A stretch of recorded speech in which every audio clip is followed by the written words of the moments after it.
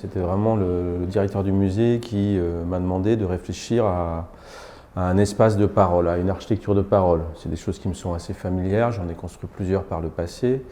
On a choisi cet espace qui était un palier en fait, de l'escalier, assez spacieux. Alors moi, ce qui m'intéressait dans cet espace, c'est justement qu'il avait une dimension d'intimité, une largeur assez peu profonde.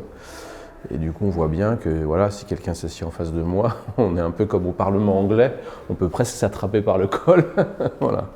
Donc, cette dimension d'intimité et de.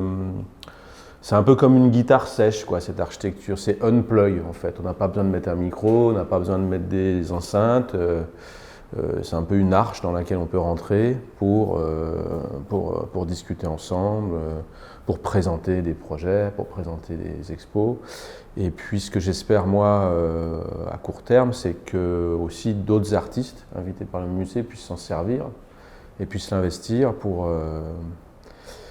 par exemple des performances ou des petites conférences ou ce genre de format, quoi. Voilà.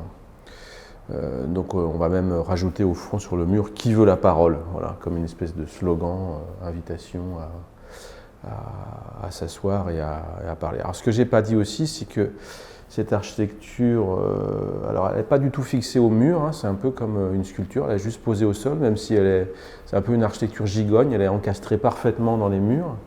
Mais elle s'inspire de formes plus anciennes. Évidemment, moi je l'ai appelé stadio, puisque ça a cette espèce de forme de stade, mais ses proportions exactes sont inspirées d'un théâtre précis, qui est un théâtre qui est dans la lagune de Venise, à Sabbioneta, en fait, qui est un théâtre de la Renaissance.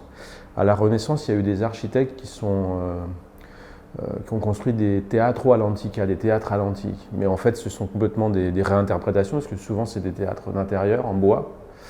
Et à Sabbioneta, donc il y a cette proportion assez étroite, comme ça, où on est assis haut, un peu comme sur un radiateur. C'est la même hauteur que chez moi sur les radiateurs.